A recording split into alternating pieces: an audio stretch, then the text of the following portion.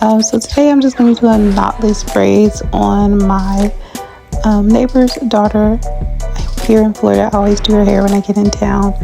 She doesn't really have anybody here who knows how to care for her hair, but she is very tender-headed, so she took it upon herself to buy an unbrush off of TikTok.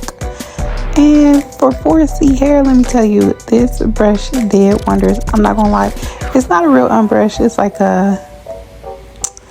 I guess a knockoff unbrush, but you see it still work. Anyway, so we're gonna get to the parting. So when you're doing parting for any kind of like braids, locks, make sure you're starting from ear to ear. That's your first base. So your middle part and then your ear to ear first base part really helps you get those brick layers down to the T. So I'm going to go ahead and start brick layering now that I have my first ear to ear part. You will eventually end up with 2 ear to ear parts, but your first one helps you with your initial brick layering. Usually if you're going to do large braids, you'll usually have about 2 sections under your ear to ear part. If you're going to do like medium, you might have 3, and if you're going to do small, you could have like 4 to 5 under that ear to ear part. So right now I'm just going to go ahead and start off with my my brick layering.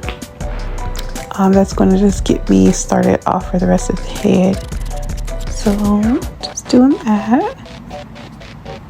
And if you're like a beginner, make sure you have like obviously a rat tail comb, and it has a sharp point.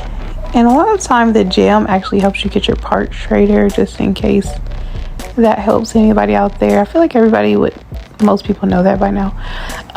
But once you start getting really good at parting, you won't need the jam anymore. I'm just kind of more so using it for the video. And like I said, I only really get to nurture and take care of her hair maybe 1 to 2 times a year.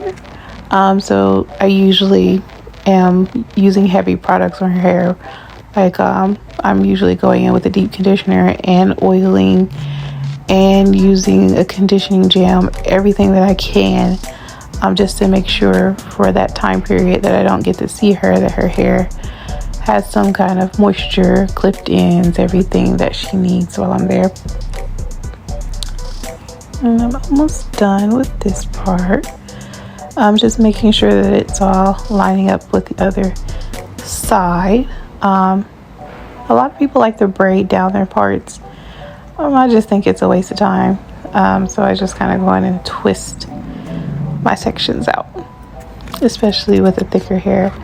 Okay, so now I have my second ear to ear part. So that's usually going to be in the middle of the head. I guess technically not the middle, like the upper middle of the head. You want to make sure you have your second ear to ear part. So you have your first ear to ear in the back and your second ear to ear like in the middle of the head. And that will also guide you as to where your next section of brick layers will be. When you're doing a middle part, I always think a good guide is to take your rat tail comb and line it up with the exact middle part of your nose to get that middle part straight down your head. Now here, what we're looking at is the brick layers that I've created, and there's an oval that you'll create around your middle part. A lot of people get tricked up on parting, and it's all because they're thinking that everything is a straight line, but at some point you have to create that oval around the middle part of the hair.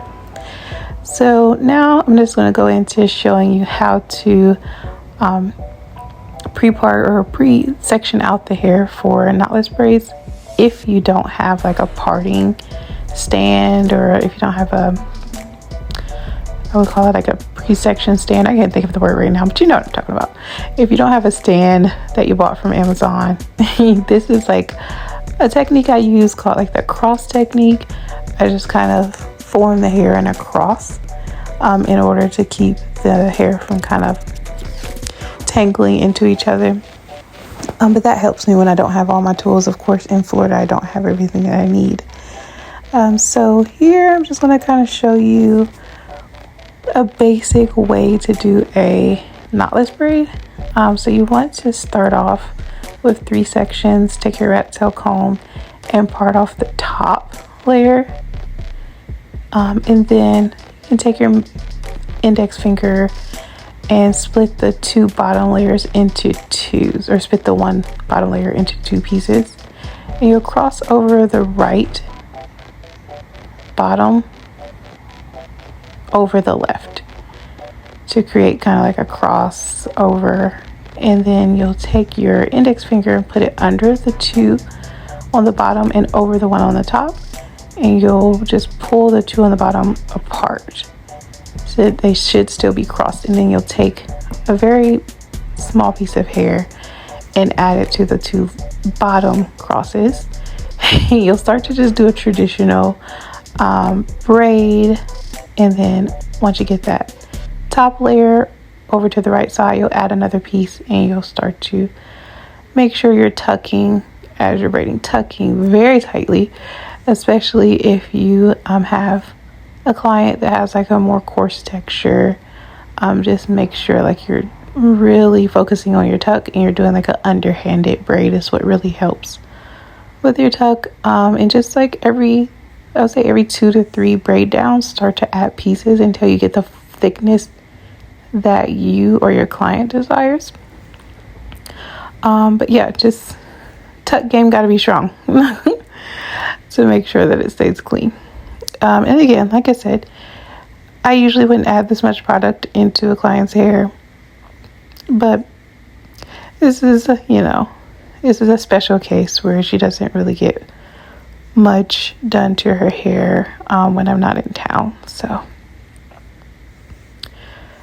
just gonna continue to braid and showing you just what my tuck looks like. And when you get to this part, you can start to add a little more jam and comb it down to make sure that the tuck stays neat. Now we outside with it. I mean, like I said, we in Florida. I don't have my products. Certain people don't like hair all up in their house, in their kitchen. So we are adding the hot water outside, and we in the hood with it, okay? We in the hood with it. So you just want to make sure the water is real hot to get those curls in. This is where she grew up, so she kind of knows everybody in this area. It's really not a big deal to us. But if you have a household where you can do this in the kitchen, I would recommend doing it in the house because it was hot outside, and in any other circumstance this would look real like we are not in America, okay? But yeah, and we did not have foam rollers, so we had to use those old school rollers that my family had up in their house, and she's being a good sport about it. She's being a good sport. We did